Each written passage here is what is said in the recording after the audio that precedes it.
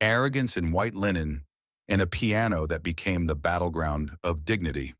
What began as a cruel joke to humiliate a young woman turned into a moment that left the entire restaurant stunned, where egos shattered right before their eyes.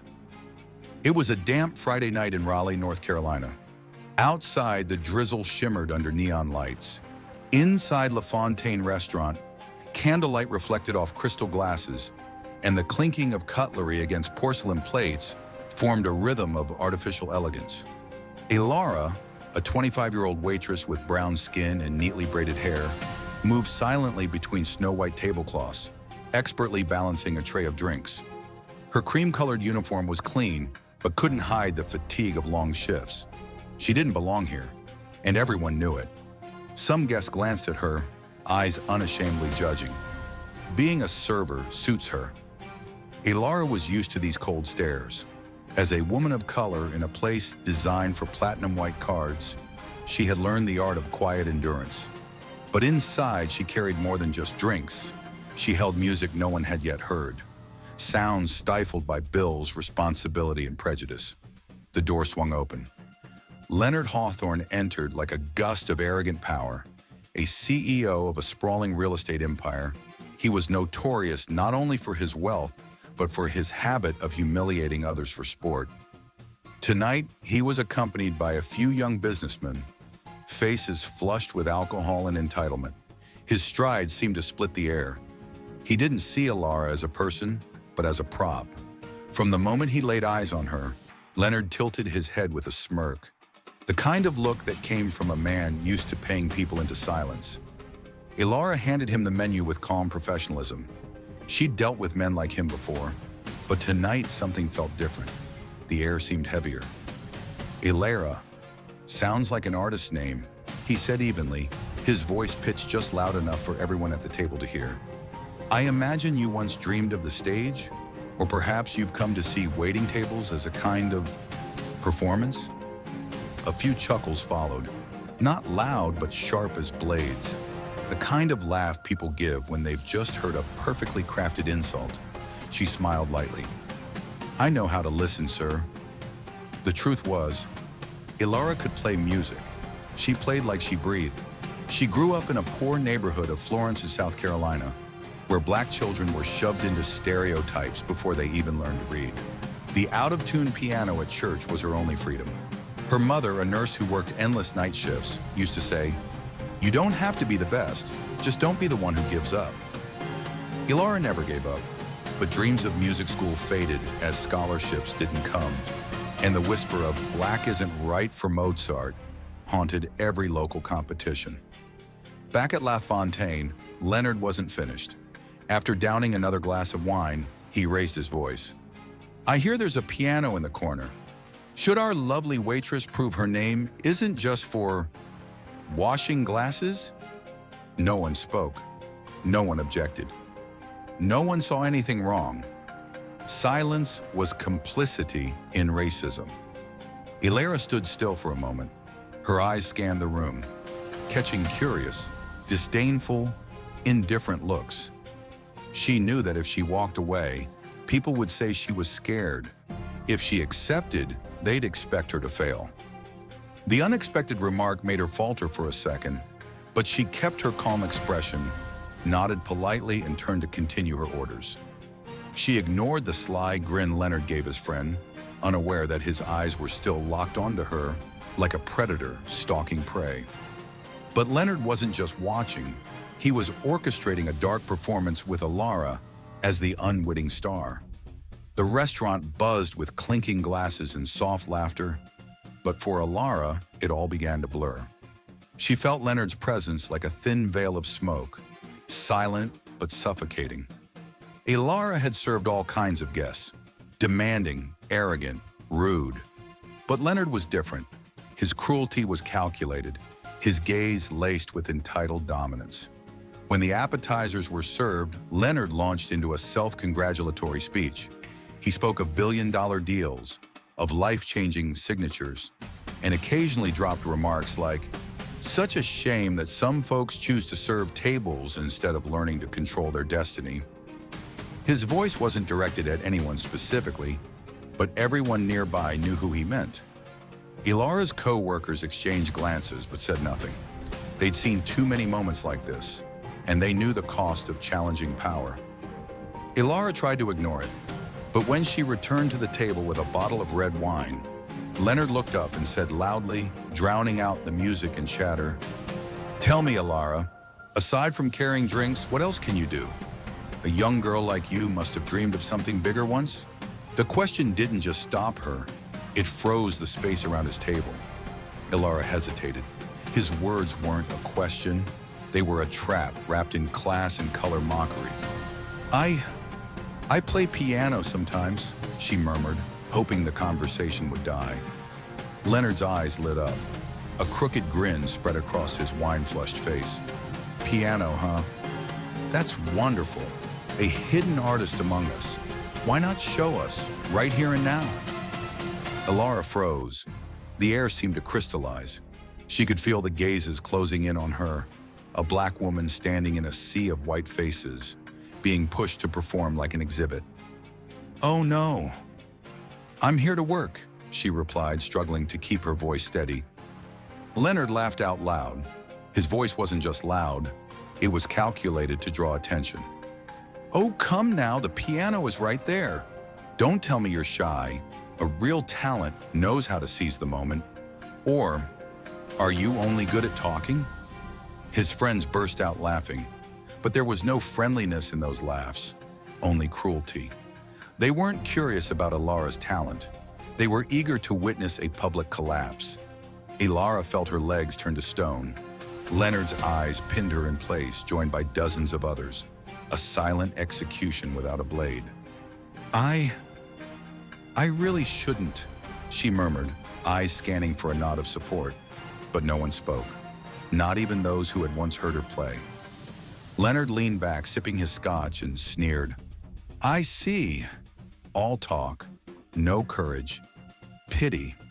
I expected more from a musician like you." His words cut like a knife, not just at her skill, but at her very being. Ilara's hand clenched at her side.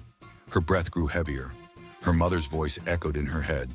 "No one gets to assign your worth by the color of your skin. You are a melody they've never heard before." She looked at the piano, then at Leonard.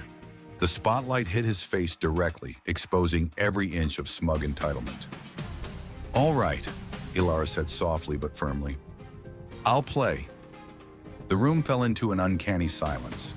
Anticipation buzzed in the air like static electricity. Every step she took toward the grand piano felt like a march to judgment. The chandelier's light bathed the ivory keys, separating her from the murmurs behind. No longer a waitress, no longer a spectacle. She was herself. Her fingers trembled slightly as she sat. The keys shimmered under the lights like silent judges, just as white eyes had judged her skin. Behind her, Leonard reclined casually, legs crossed, a satisfied smirk on his face, as if he'd scripted this moment and was ready for a comedic ending. Ilara closed her eyes, not to pose, but to hold back the storm inside. She wasn't just sitting at a piano. She was facing a room that had always believed she didn't belong. She remembered the night she was rejected at an audition because we're looking for a more traditional style, a polite way of saying her skin was too dark for Mozart. She drew in a deep breath, then touched the keys, cold and hard, just like Leonard's gaze. The first notes rang out, soft but not weak. They sounded like the trembling voice of someone silenced too long, finally daring to speak. A chair creaked. Someone sighed, but Ilara heard only the music. She chose a free-form rendition of Clair de Lune, but twisted it. Deeper contrasts, sharper turns. Like her life. Beautiful, but not gentle. Graceful, but never submissive. Each key struck was a heartbeat of pain. A mother working double shifts at a nursing home, skipping meals to buy her a used music book. Days spent bleeding on warped piano keys. Rejections whispered as, "We already have enough people of color." The melody grew stronger, rising like a wave. Her fingers no longer trembled. They soared, each note becoming her voice. The music was proof. Proof that talent has no color.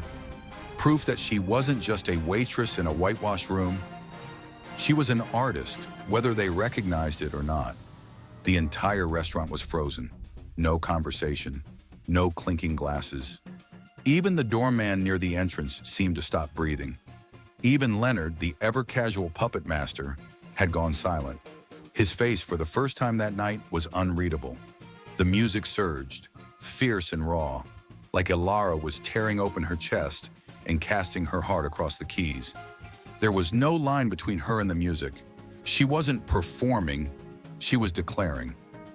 When the final chord rang out, it sucked the air from the room. A pause followed, agonizing in its length. Ilara sat still, hands resting on the keys, breath ragged, body like a shipwreck washed ashore.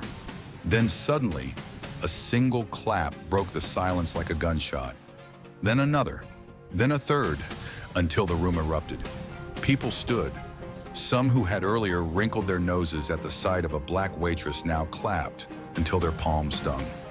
An elderly woman wept. A man whispered, "I can't believe it," to his partner. Ilara's co-workers watched from the kitchen door, eyes shimmering.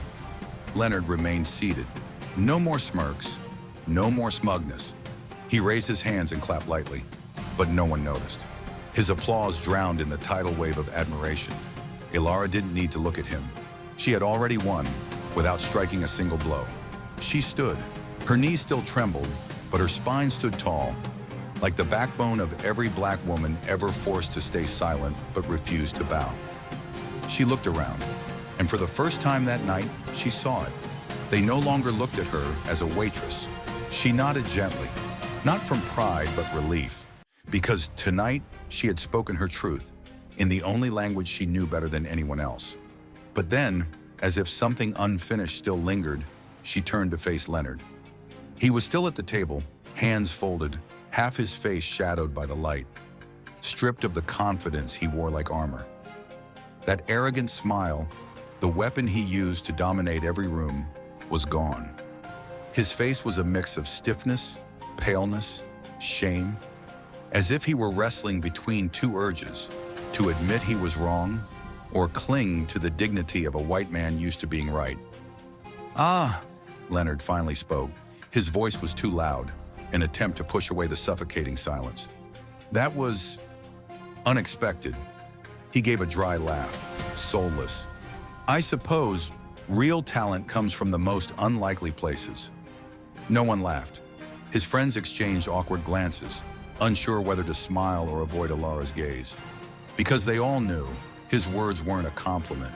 They were a cover-up, one of those phrases white people used to avoid apologizing when forced to acknowledge black excellence. Ilara tilted her head slightly. She held his gaze longer than a breath. No anger, no softness. Just the calm look of someone who knew the truth and didn't need validation anymore. "Thank you," she said, her voice steady. Not warm, not venomous. She didn't need his acceptance. She had reclaimed her worth without anyone's permission. Leonard cleared his throat, fumbling for his glass. His hands shook. When he ordered another drink, his voice nearly cracked, like the alcohol was his last shield against defeat.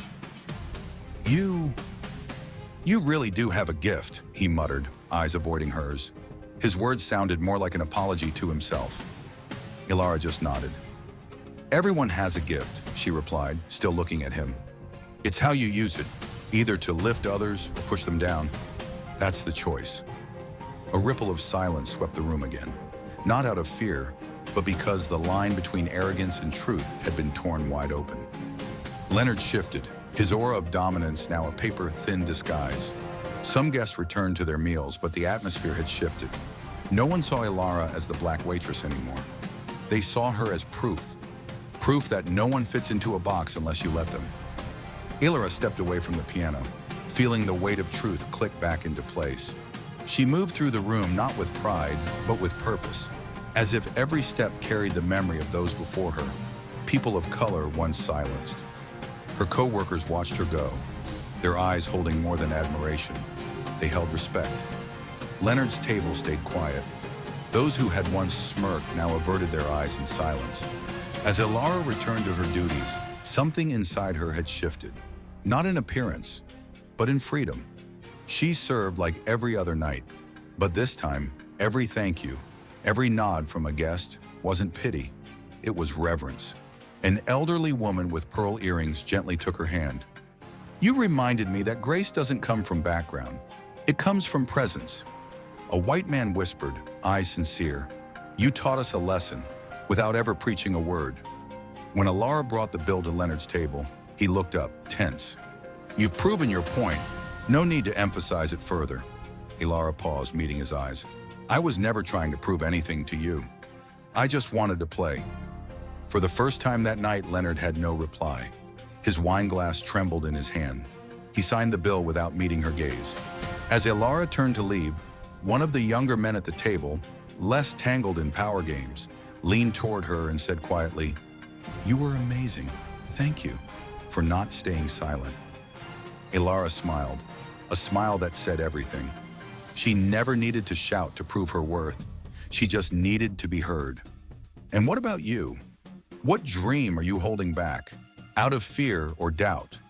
Don't wait for a Leonard to challenge you. Step forward now. If Ilara's story inspired you, hit subscribe to discover more powerful stories of resilience and triumph. Who knows? Your story might be the next one we tell.